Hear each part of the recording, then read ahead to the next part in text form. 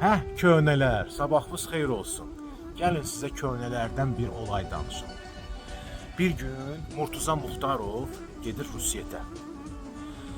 Rusiyetin Vladikavkaz şəhərinə. Orada da bir Tuganov adlı bir şəxslə tanış olur. Həmən o Tuganov general olur. Dəvət edir Murtuza Muxtarovu öz evinə.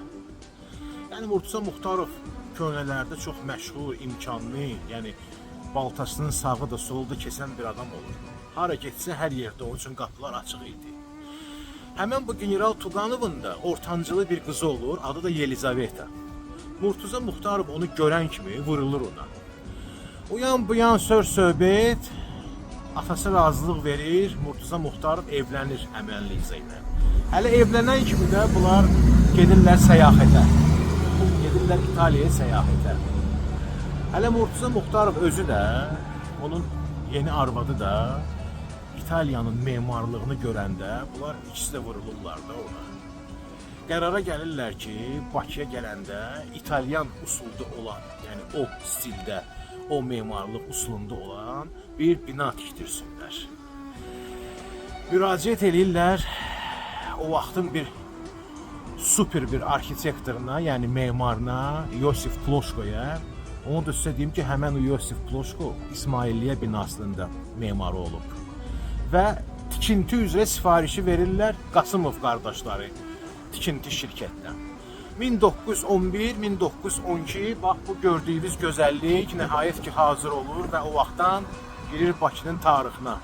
Hər dəfə də bizlər keçəndə bu cürünə gözəlliyi görəndə, hətta müqayisə eləyəndə başqa ölkələrdə olan bir arxitektura abidələri ilə görürük ki, bu tam başqa bir şeydir də, necə deyərlər də, ürəkdir, memarlıq abidəsi deyil.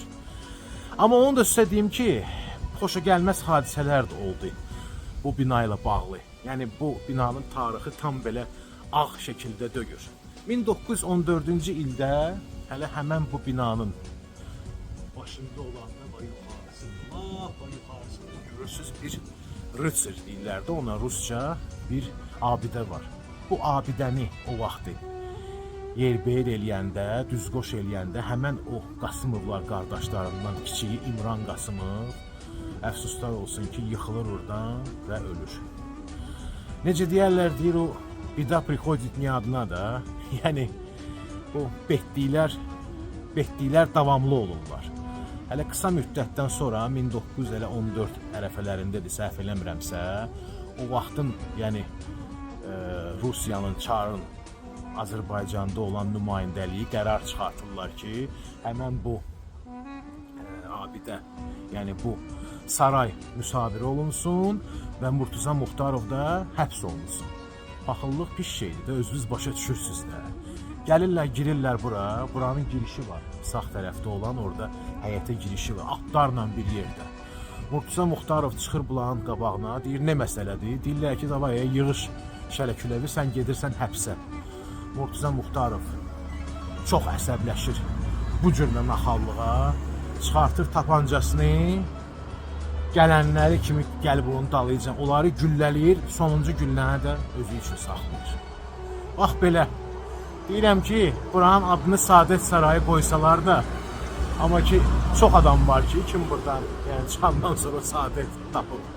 Bəlkə mələ bu hadisələri nəzərə alaraq, buranı heç Saadət Sarayı eləmək lazım deyil idi.